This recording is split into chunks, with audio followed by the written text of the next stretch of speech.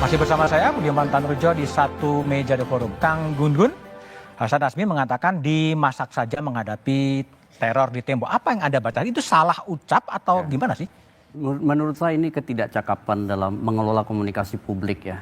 Karena kalau kita bicara komunikasi publik itu kan orientasinya pada 4 hal. Pertama itu harus menciptakan mutual understanding. Pemahaman bersama itu penting dikelola. Yang kedua menciptakan goodwill.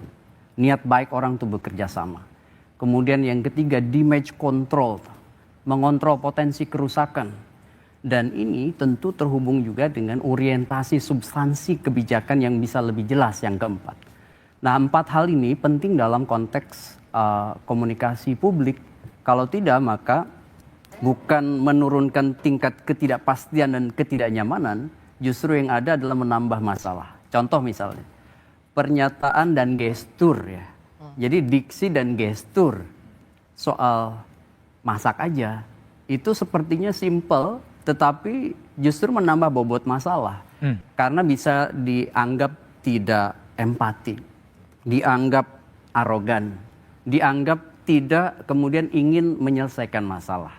Nah, kan namanya komunikasi itu reciprocal.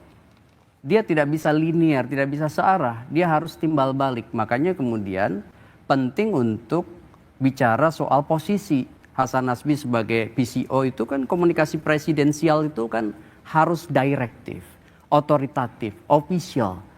Nah ini karakter dari komunikasi istana sebenarnya. Dan itu menurut saya tidak bisa impromptu yang asal-asalan. Kan ini spontan. Tetapi spontan menurut saya tidak percaya tanpa intensi. Itu pasti dengan intensi. Intensinya apa? Intensinya merespons ya dan ingin mengecilkan persoalan. Menurut saya intensinya di situ. Dari misalnya isu teror menjadi respon atas pernyataan di Twitter, di X dari Cica kan gitu. Nah ini kan namanya mendowngrade persoalan, bukan menjadi problem solving dari komunikasi istana. Oke, baik, Bung Kodari. Kok banyak pejabat-pejabat yang komunikasinya offset ya, blunder ya, ngomong kritik terhadap RUU-TNI kurang kerjaan, kampungan, itu kan PSSI kurang gizi itu. Apa yang sebenarnya Anda lihat dari pola komunikasi yang seperti itu? Ya, pertama kita kalau bicara komunikasi kan walaupun judulnya pemerintah tapi orangnya kan macam-macam ya.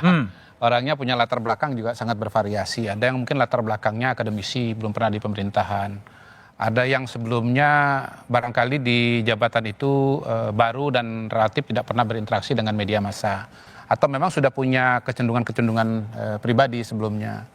Ya saya kira kalau saya misalnya per hari ini mungkin gak beda-beda jauh amat ya dengan saya sebelum masuk ke pemerintahan ya.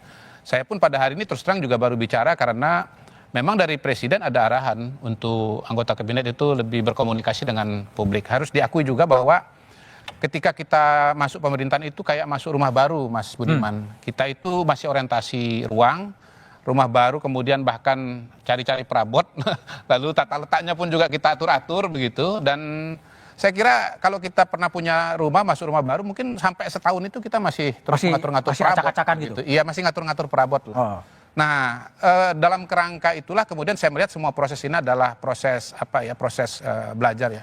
Pak Prabowo sendiri juga ketika kemarin pekan lalu berkomentar mengenai hasil pertandingan sepak bola Indonesia dengan Australia, ya namanya juga pelatih baru gitu kira-kira, dan mudah-mudahan akan ada perbaikan. Dan kita lihat bahwa pada pertandingan kedua di GBK kemarin kita lihat perubahan yang nyata lah. Kedepan saya yakin pasti akan ada evaluasi, akan ada mekanisme baru ya. Misalnya saja nih kalau saya terus terang boleh kasih usulan, ya perlu ada semacam katakanlah penyegaran. Bukan penyegaran. Oh bukan. Itu prerogatif presiden. Jangan kata beliau nanti saya malah menciptakan ketidakpastian. Isu baru lagi.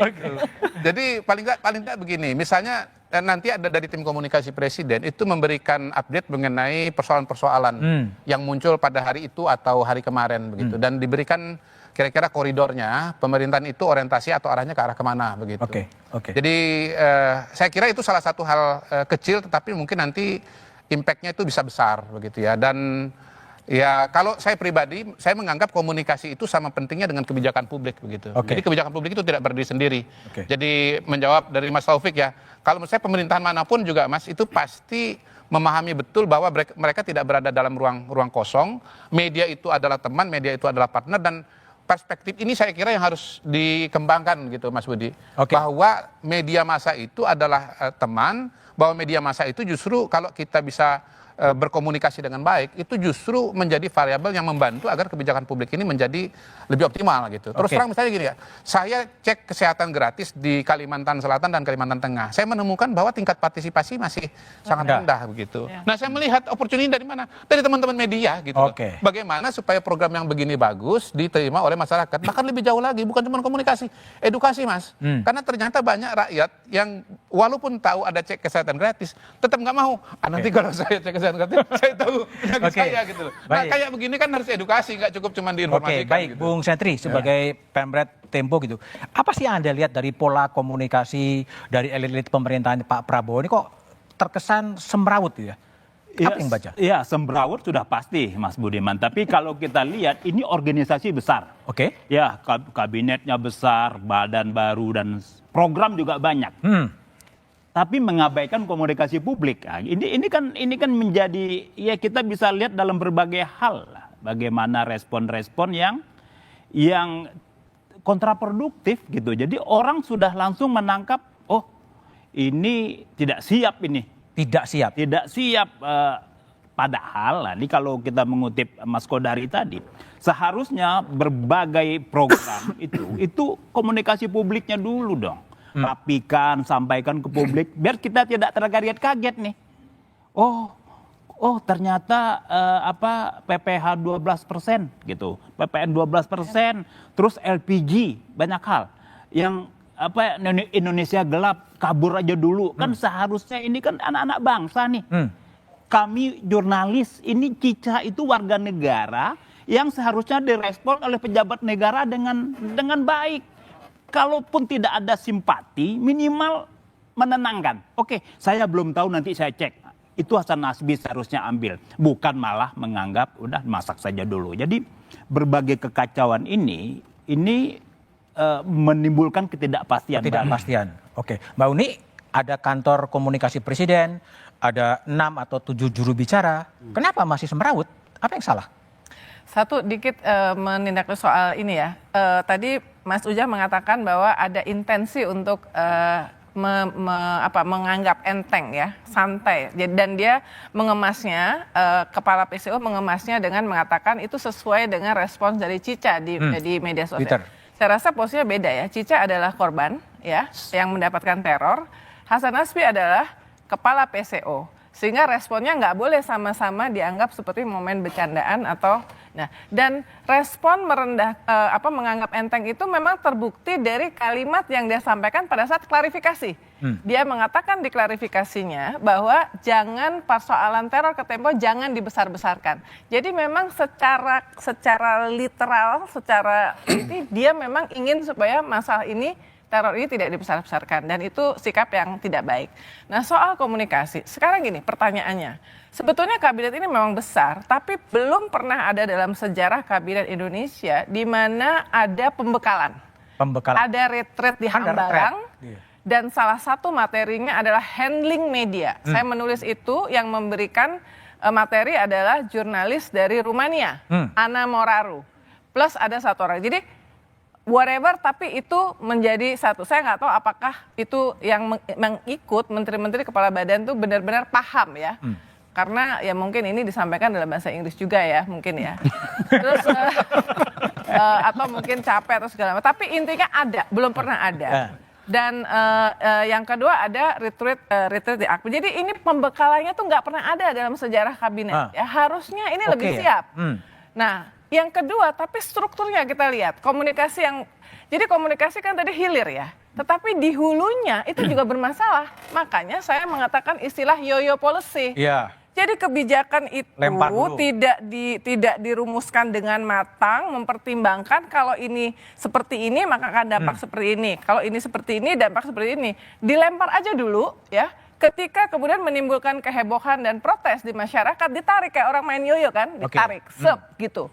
Nah, pada saat itu kemudian respons komunikasinya itu juga tidak membantu ya. Jadi komunikasi publik yang buruk bermasalah ada hilir, tetapi dari hulunya proses pembuatan kebijakan dan tidak melibatkan orang-orang yang bertanggung jawab terhadap komunikasi. Saya mendengar bahwa misalnya Komdigi tidak selalu tahu tentang apa yang sedang dirumuskan oleh menteri-menteri. Jadi kan sekarang ada PCO. Lalu belakangan kita melihat soal yoyo policy soal CPNS yang tadinya diangkat 1 Oktober dimajukan ke Juni, yang memberikan keterangan adalah Mensesnek Prasetyo Hadi. Jadi sebetulnya yang menjadi juru bicara itu siapa? Ini harusnya ditentukan.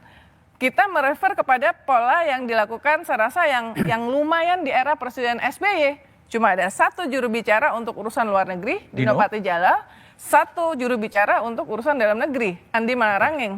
Jadi jelas bertanya kepada siapa. Nah sekarang PCO ini punya akses gak sama presiden? Seorang juru bicara 1 harus kredibel. Kredibel dulu, trusted. Dia punya track record sangat mengkritisi Pak Prabowo 9 tahun. Jejak digitalnya bertebaran di media sosial. Setiap kali dia ngomong, ngebelain pemerintah yang sekarang, netizen langsung ngeluarin lagi Twitter, rekam jejak. Jadi bagaimana disebut sebagai seorang kredibel? Kedua, harus punya akses langsung kepada CEO, dalam hal ini ada presiden. Apakah dia tuh punya akses sehingga misalnya tiap pagi ada mapping, media seperti ini, media sosial seperti ini. Gimana Pak tanggapannya yang kasus isu ini? Mungkin 3 yang harus segera kita harus kita tanggapi. Bagaimana menanggapinya? Jadi 1 suara semuanya. Ini kan nggak kelihatan. Nah jadi trustednya rendah, mungkin hubungan dengan media termasuk rendah juga. Dengan Pemret, kita ada di grup Pemret kan? Kita ada di grup forum Pemret juga kayaknya hampir nggak ada. Ketiga, akses terhadap pembuat kebijakan, terutama presiden, itu juga lemah. Jadi wartawan itu mungkin, ya sorry ya, kalau saya mau tanya tentang Danantara, ya saya tanya Pak Rosan, langsung. Pak Doni, tanya BUMN, tanya Pak Erik, tanya yang lain, tanya menterinya langsung, Kemandirian Pangan, tanya sama Pak Zulhas.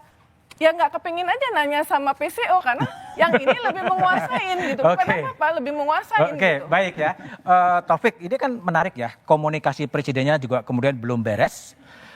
Gejolak ekonomi juga sudah mulai muncul. Eskalasi politik juga mulai mencuat dengan berbagai unjuk rasa terjadi di sejumlah tempat. Kira-kira apa yang bakal terjadi? Tapi jawabannya setelah jeda berikut ini.